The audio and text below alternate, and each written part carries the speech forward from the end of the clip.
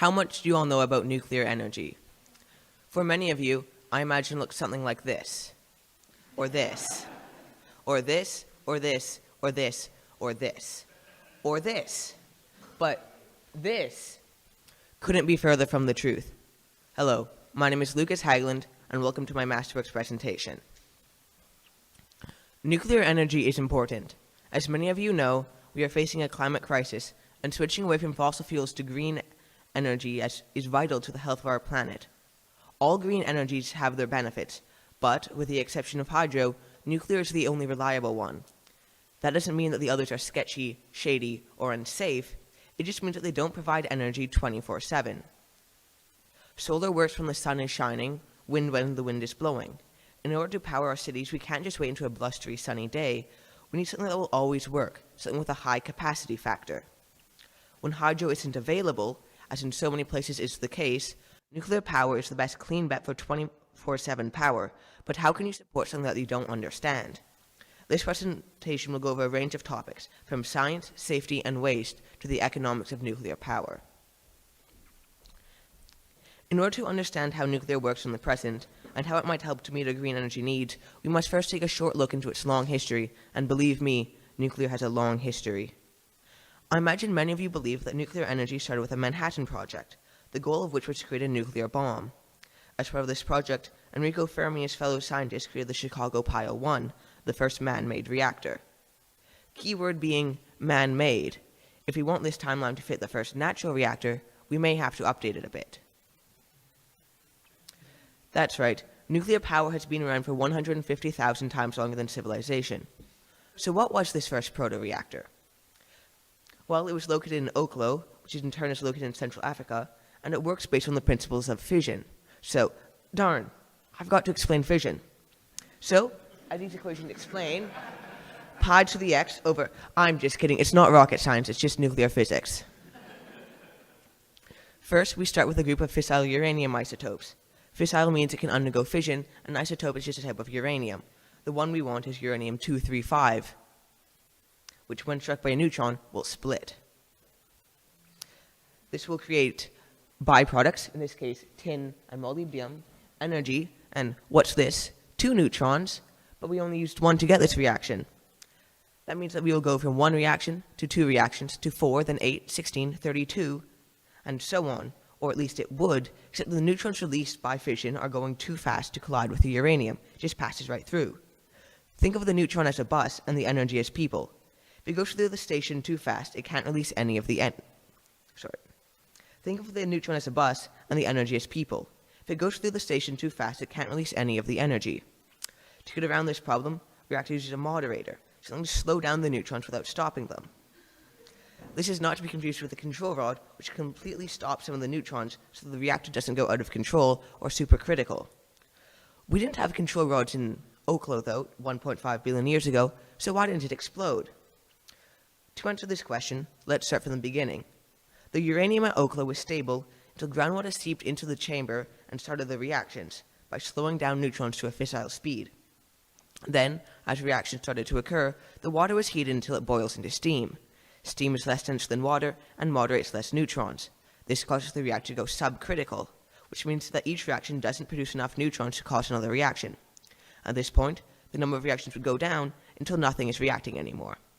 When nothing is reacting, no heat is produced, and the steam condenses back into water, which moderates the neutrons, and so the cycle continues every 2.5 hours for the next couple 100,000 years. Now, wait a minute, I hear you saying.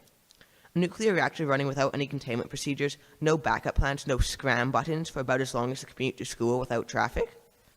Where did all the waste go? Shouldn't the area around it be a toxic hellscape? Or, I've seen the 1979 film The China Syndrome starring Jack LaMotta. Why didn't the reactor melt all the way to China? And may I be excused? I need to go forgive some asteroids. Now I know what really killed the dinosaurs.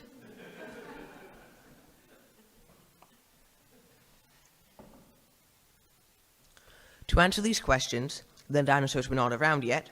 The China Syndrome is a fictional movie. The waste is scientists haven't found any evidence of groundwater contamination or biological harm, and the waste is probably still locked up there, which is interesting because dealing with waste is one of the most recurring concerns raised about nuclear power. Let's start by defining waste. Radioactive waste is just waste that contains radioactive material. This includes waste from radiotherapy, tailings from mines, and almost anything that has been in contact with a source of radiation. What causes radiation? Well, remember how when struck with a neutron, the uranium splits? That can happen naturally via radioactive decay. Some of the byproducts of this are different types of radiation, which can be harmful. That is the stuff that makes radioactive waste so dangerous, because it takes such a long time to go away. As such, we must find ways to keep this radiation contained for a long time. Some wastes, like medical waste and other waste classified as low level, which make up 90% of all nuclear waste by volume, can be disposed of on-site near surface level in a repository. They do not need much management and can essentially be left to rot without any risk of contamination. That is fairly straightforward, but when dealing with high-level waste, such as spent fuel rods, extra precautions need to be taken. After all, this waste takes hundreds of thousands of years to break down, and can you think of a place where waste was stored for hundreds of thousands of years without contaminating anything? Yep, taking inspiration from Oklo, the current solution for radioactive waste is to let it cool off in a pond so it becomes safe enough to transport, then dig a big old hole and dump it right on in there. Okay, there are a couple more parts to this procedure. First of all, the waste is treated to make it more resistant to rust and corrosion. And second of all, the hole is really big, anywhere from 500 meters to 5 kilometers deep. Once you bury something that deep, it can't really come back to the surface, so the waste itself will be dealt with. The main concern with this method is groundwater contamination, where the groundwater absorbs radiation and becomes radioactive. To get around this, repositories are only planned for areas with confirmed low groundwater movements, areas with water-resistant walls, or salt mines and clay beds, where the ground will slowly seal off the waste. Until waste can be dealt with this way, it is stored in a dry cask on site, which is the current standard for high-level reactor waste. What do dry casks look like? Well, remember the barrels of glowing green goo I showed earlier? Dry casks are pretty much the opposite of those. Before waste can be put in these, the liquids are separated from the solids and then vitrified into glass. Then, all the waste is sealed in the casks, which are made of steel and concrete, with walls about 80 centimeters thick. There's no risk of leakage because there's no liquid waste to leak. The only way for contamination of the environment to occur would be if a reactor directly released radioactive material, which could happen if either treatment procedures fail and radioactive material leaks directly from the reactor, or if a meltdown results in the destruction of a power plant and launches fallout into the atmosphere. Chernobyl is probably the most famous name in nuclear power, but not many people actually know what happened on April 26, 1996. I could easily write an entire presentation on what happened that fateful day, but to cut it short, the Soviets cut costs on their reactor by ignoring glaring design flaws, undertraining staff, and using potentially defective materials such as faulty control rods and coolant pumps. Then, when things went wrong, they tried their best not to tell the other countries about the radioactive debris raining down on their heads. At that point, the only thing that could have made that worse would if they actually brought hundreds of thousands of people into the most radioactive parts of the reactor to clean up debris without telling them of the risk, which they promptly did. They were called liquidators, and many of them were given the choice of either just come over here and take one shovel of debris and then run like heck away, even though it's perfectly safe. Just don't spend more than 90 seconds in this heat-mapped area that looks suspiciously like layers in a burning nuclear plant, or serve 5 years in the Afghanistan war. So, considering that there is no way to handle that situation worse, how might modern reactors handle the situation better? Well, if during a job interview a nuclear reactor were asked what its greatest fault, the answer would be, I'm obsessed with quality. There is no cost cutting in a modern reactor, which leaves a price of $6 to $9 billion for a typical plant, but I have more on that later. The exorbitant price means that we can scratch out all of the flaws related to cost cutting, from defective control rods to undertrained personnel. But now, without further ado, on to the question everyone has been asking about nuclear since it was introduced. What about safety? Okay, one more further ado. How many of you here support nuclear power? Now, how many of you would support a nuclear power plant being built in your backyard?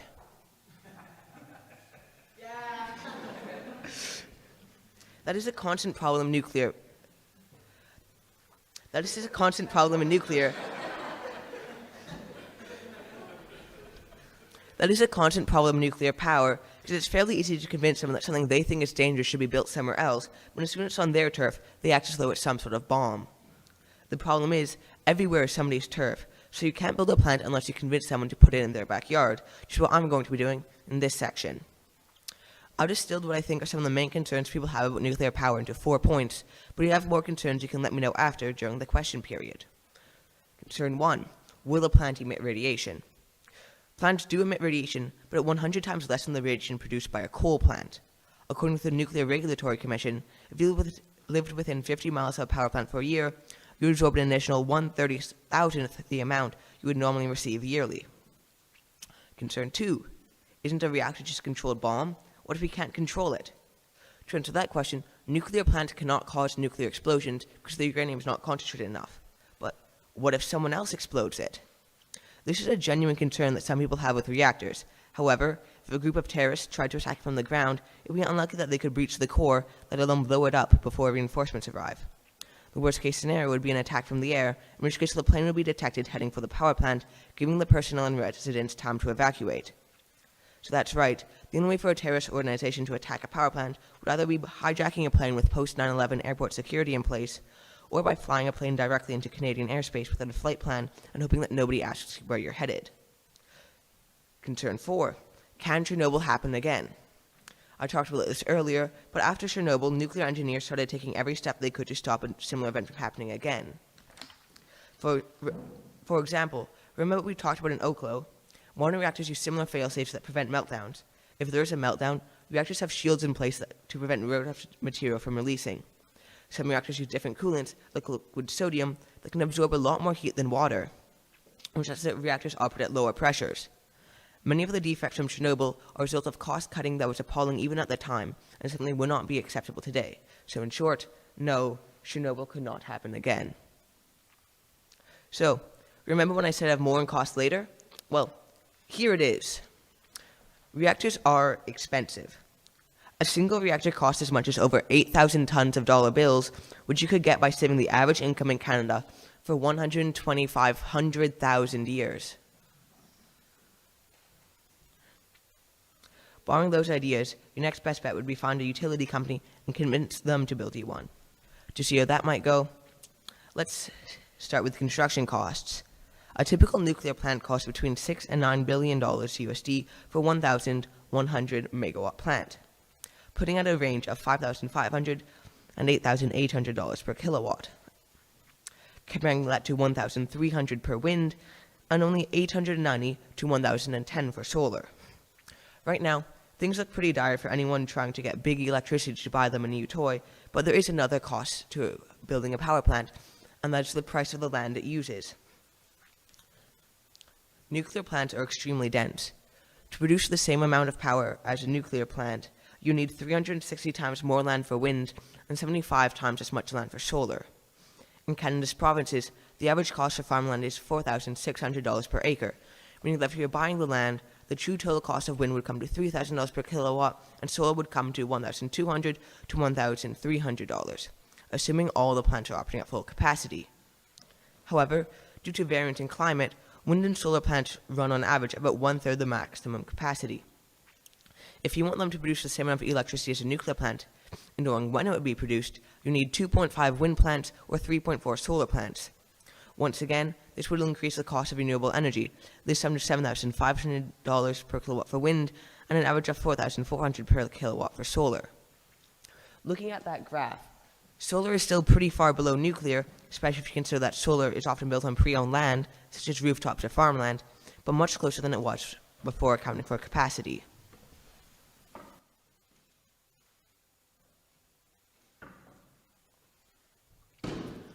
Once the plant is built, it will start generating electricity, which if built by a private company can then be sold back to the market to start making back the money spent on building the plant. This is a perfect segue for my next section, return on investment. This does not affect how some governments build power plants, but that does not matter as much as it seems it should, because in the US, only 16% of the electricity was generated by the government or the publicly owned companies. The rest was owned by investors, 57%, and cooperatives, 16%. That means that 73% of electricity is created and sold for a profit. So if we are looking at how nuclear fits into the energy equation, it is necessary to look into its return on investment. But ROI isn't the only thing that influences investment. The groups that are looking to invest in a nuclear plant are likely to be utilities, as smaller or less focused investors would try and find something with a lower upfront cost and less risk, such as solar. However, power utilities company cannot use solar or wind because an inherently unstable power source is not viable for powering a city. This leaves 3 options: hydro, nuclear, and natural gas. Hydro is usually the go-to source when a suitable location nearby, but when that is not the case, as it often is, the remaining 2 sources are natural gas and nuclear. In a world where we go completely carbon-free, nuclear is the only option, as natural gas produces about 800 grams of greenhouse gases per kilowatt hour. For context, coal produces 820 grams, and nuclear produces 12. However, unless there's government intervention, utilities will likely go for the most profitable option. So let's see how the two compare. This comparison takes some pretty generous approximations for building time and cost, but the general principle still applies. In the first year of construction, the utility company will take out a generous loan with a payback time of 25 years for either power plant and pay interest on it. Then, in the following year, the natural gas plant will start earning money to pay back its loan, but the nuclear plant will have to pay more and more interest due to its larger initial loan. Once the nuclear plant is finished, things start to get interesting. The natural gas plant has to pay almost $500 million in fuel, and a nuclear plant has to pay about 1/7 the amount. That means that a finished natural gas plant will earn $75 million per year. If they put $57 million back to paying off their loan, that will leave them with a total revenue of $18 million a year.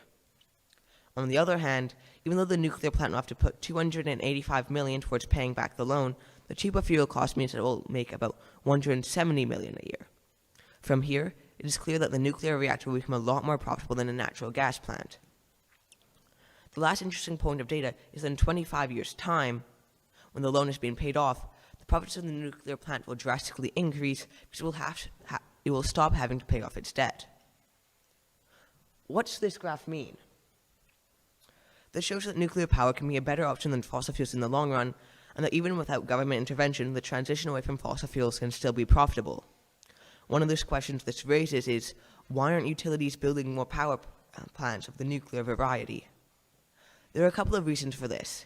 If a nuclear plant were to be shut down just before construction had been finished, assuming a 3% interest rate, the utility would lose the initial loan of $5 billion plus an additional $1 billion from 7 years of interest, putting them over $6 billion in debt. While a shutdown of a given power plant would seem unlikely, the anti-nuclear movement is extremely vocal, and attempts to restart nuclear power in Japan has led to tens of thousands of people protesting.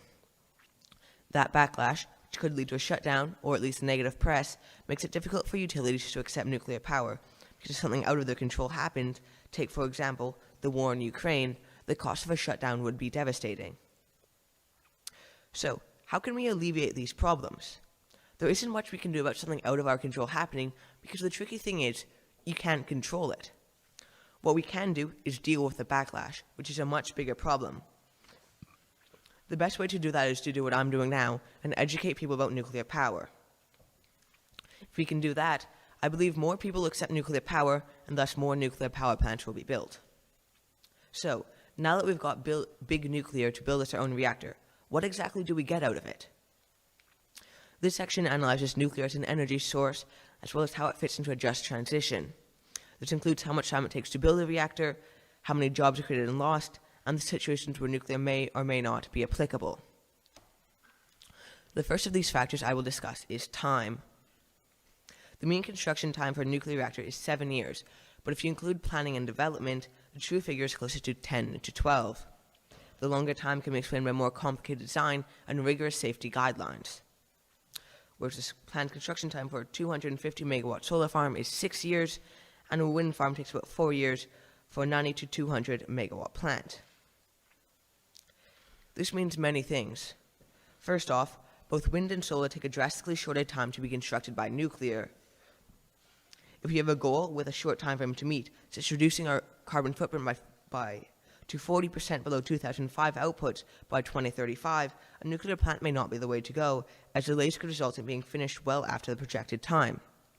However, a longer goal, such as the carbon neutral by 2050 goal that many countries have adopted, may have the perfect place for nuclear energy.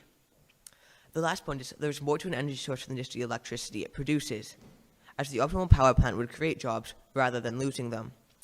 This is a place where nuclear's long construction may actually be a positive. At peak construction, a nuclear plant may employ almost 7,000 workers, roughly the equivalent of 35 coal plants. Spread that across 7 years, and the workers at a coal or natural gas plant would have plenty of time to find or train for new jobs, which is one of the most important aspects of a just transition. If transitioning away from fossil fuels destroy jobs, many people will be left in a worse place than they were before, which goes against the point of transitioning in the first place. Not only this, but for each job lost in oil and gas, 6 jobs are lost in other industries. This means that if we are to transition away from fossil fuels, we must first take into account not only the 200,000 people employed directly, but also the 1 million other people who may lose their jobs as a result of shutting down these plants.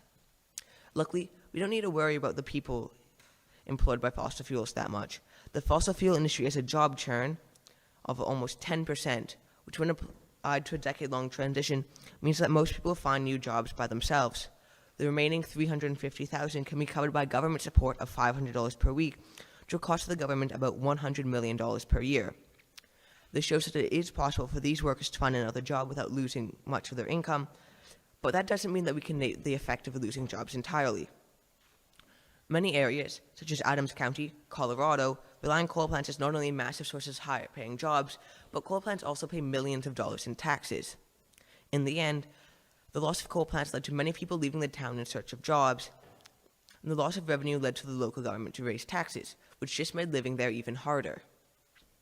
Adams County is just one example of why we need to look for jobs and revenue created for the community, and not just how the workers will find new jobs. So, a standard 500 megawatt coal plant like this requires almost 150 workers. A standard nuclear plant is about twice the size, at 1,000 megawatts, and employs at least 500 workers. That means that a nuclear plant will employ an average of 1.3 more workers per megawatt, or 200 more jobs than 2 coal plants would have. That number doesn't even include the thousands of people employed during construction. However, there is one small snag. Nuclear plants produce a lot of power, way more than a rural community could use. On a coal plant, this would be manageable, as the utility who owns the plant would be able to sell the little excess power there is to nearby towns. However, a nuclear plant can power up to 760,000 homes. So if a nuclear plant wished to sell the excess power, they would have to upgrade the infrastructure and find a new market. All this leads to the conclusion that although nuclear plants may be economically beneficial for small towns, they fit better in an urban environment where all of the power can be used.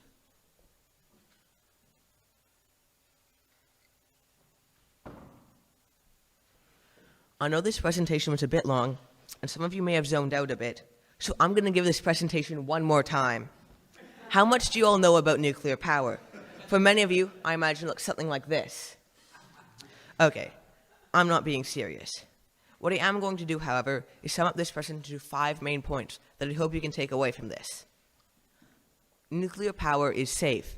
It causes less deaths on average than any other source of electricity, and there are precautions in case we have a repeat of the big 3 disasters. Nuclear waste can be dealt with. There is a repository in Finland planned to go into operation next year, and until then, dry casks are sufficient for storing high-level waste, and the low-level waste already has repositories in operation. Nuclear power is not as expensive as it seems. Although the high initial investment makes it hard for investors to get on board, the overall costs of nuclear power are not inconceivable. Nuclear energy is important. Here in Canada, the demand for a high-capacity factor, renewable energy source can be met with hydro, but for other areas without access to damming rivers, nuclear is the only clean option for the market. This isn't a straightforward issue. We can't just issue a cost-benefit analysis of energy sources and then move on.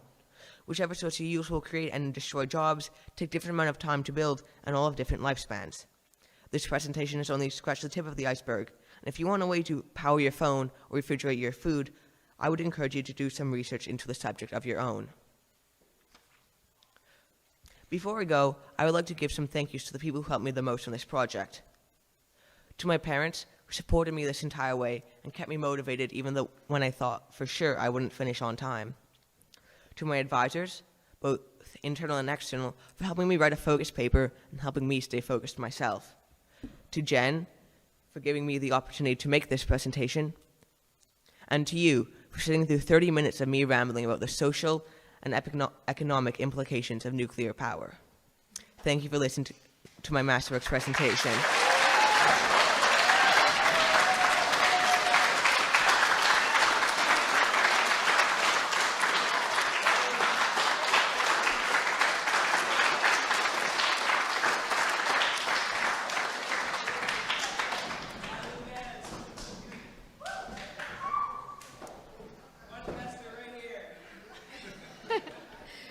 So Ollie's going to invest in nuclear power because of Lukas Hagglund. This is a great turnout. We're going to our question period now, and I will start, but you need to be here and I need to be there. So I'd like to ask you, well, first, congratulate you, Mr. Hagglund, on an excellent presentation that was very clear, especially in your summary, which you supported all the way through.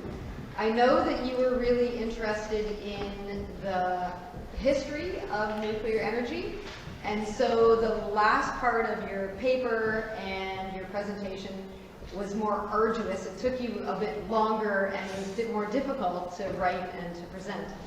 But what did you find in the end? Did you feel like your interest changed a little, or did it not? I feel like I'm still probably more interested in like the history and the science of it, but the more practical implications of it are still a lot more relevant, and they can be interesting in their own right.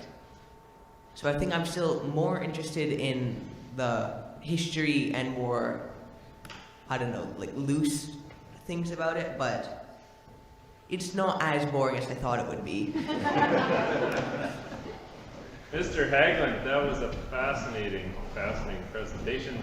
I commend you on your eloquence. Sorry, you are elegant, but your eloquence, the way you were able to clearly give us an idea of a very complicated topic was amazing.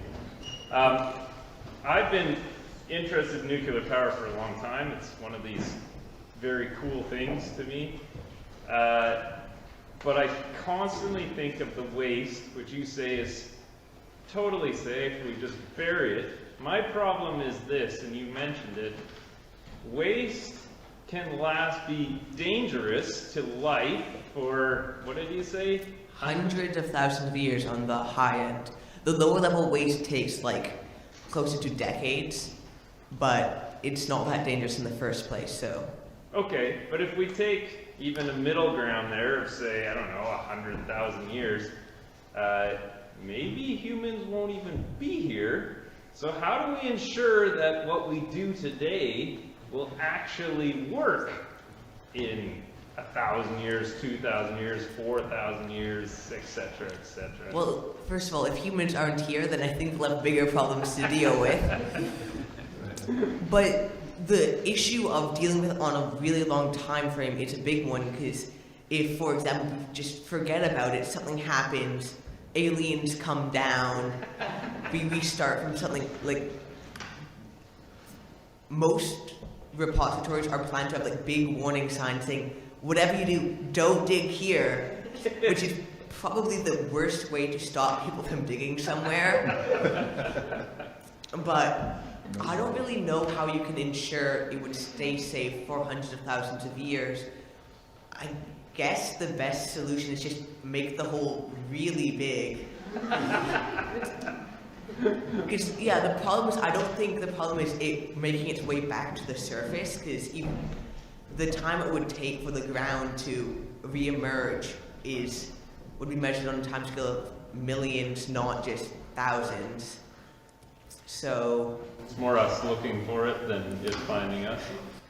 Yeah, or groundwater is the big one, where if water moves a lot more than the ground, so if the water finds its way into the waste, it can the water itself will become irradiated and then it can make its way back up to the surface, which is why the repositories have a bunch of precautions in place.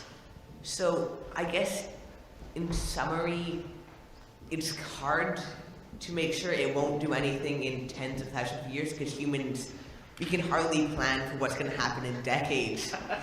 So a time scale that long is going to be really difficult, but I don't think it's impossible to stop it from re-emerging. Great, thank you. Yeah, wonderful job, Lucas. That was really entertaining. Thank you. Mr. Hagglund. That's Mr. Hagglund to you. Mr. Hagglund. Sorry about that. Wonderful job. You mentioned hydro as a consistent and sustainable resource and source. So in Vancouver, we obviously use a lot of hydroelectricity. Do you think somewhere like Vancouver, which uses that source, would have any reason to switch towards nuclear in sometime in the future? There are other problems with hydro, because it doesn't produce a lot of carbon, and it's reliable. It's not like, I don't know, there's going to be a big drought and it boils away the reservoir. But the other problem is that when you build a new dam, there's a huge cost to the environment around it, because you're flooding. Do you know how big the reservoir would be for a dam? I don't have the size for Site C. Okay. But it's a small dam. yeah. So if you've been to the Capilano Reservoir, that's actually considered on the small size. Site C is one of the dam sites still looking at the moment. So that's a lot of ecological damage. You're messing up the rivers, but you can dig around it and make new rivers to kind of deal with that. And it also can produce a lot of carbon, because you kill all the plants in there. So if you don't thoroughly clear it out first, all the carbon in the plants is going to get decomposed and released. So in areas like Vancouver and a lot of Canada, I don't know if we need to transition. Don't think we need to transition away from hydro. But if hydro is a very limited resource. It's renewable. Once you build a dam, as long as the dam keeps working, it will probably keep generating power. But there's only so many places to dam. So if the energy demand for a place like Vancouver gets too high, you are going to need to find a new energy source. So it could be a mix of the two, you're saying? It could be a mix. Yeah. Thank you. Mr. Hagglund. Hi, Mr. Hagglund. I'm speaking on behalf of Sophie here, who's watching on the live stream right now. She does amazing work, Mr. Hagglund. Way to go. I do have a question. Nuclear has been in popular media recently. Netflix released a series about 3 Mile Island in April, which may have caused more negative public opinion. How do you think we can increase the rate of balanced public education while on such a tight timeline to get green energy sources? That's a good question. I guess the best way would just to be produce more educational content instead of the dramatized fiction where the goal is to create drama and get people feeling something. Just a more scientific approach that just explains it rather than you see all the people running around and steam billowing up. So if you could, I'm not saying that we can't make shows like that. I just think that if the producers of the show should have a responsibility to balance the drama with a more scientific breakdown of what happened and the actual consequences. But other than that, to help alleviate that, we could just produce more educational content about the renewable energy sources. Great, thank you. Maybe we should teach it more in schools. Maybe. Mr. Hagglund, I'm so impressed. As your science teacher, I'm just blown away. Blown away. I learned so much today. I do have 2 quick questions. You've got a huge amount of people who want to talk to you. So my question is around the resource mining. So I don't know how much you touched on this, but did you look at an analysis of what it takes to produce the fuel for nuclear compared to mining for solar? I know a little bit about it. I don't know the actual comparisons, but I know all of them are bad. Solar takes lithium mining and a lot of things like that. Nuclear obviously takes uranium mining, which has historically caused problems with the tailings from the mine contaminating water, but now there are more precautions in place so that doesn't happen anymore. one good way to stop the waste is to recycle nuclear bombs into fuel, which can be done, or by using breeder reactors. I didn't really touch on them in the presentation, but they take the fuel, and then instead of spent fuel just being thrown away like waste, it is then the reactor is designed to make that fuel fertile again and then use it. So it really cuts down on the waste and the fuel it uses. Mhm. Yeah, that's really interesting to look at that. And then my other question is a little bit related. You're talking about nuclear fission. Did you learn anything about nuclear fusion, and do you have an opinion about that? I didn't really learn anything from doing this research. I do know a little bit about it, and I guess my opinion would be it's really cool, and I think it's something we can work for, but I don't think it's like what we should put all of our hopes on, like, oh, we don't need to worry about climate change. In 30 years, nuclear fusion will be here, and then all of our energy problems will go away. So it should be, I would view it more as like a scientific thing to pursue, make sure it works, start introducing it a little bit, but don't rely on that to be the basis of carbon neutral until it's been proven. Excellent, thank you so much. That was an awesome presentation. But my question is, will the cost of nuclear fuel go up over time?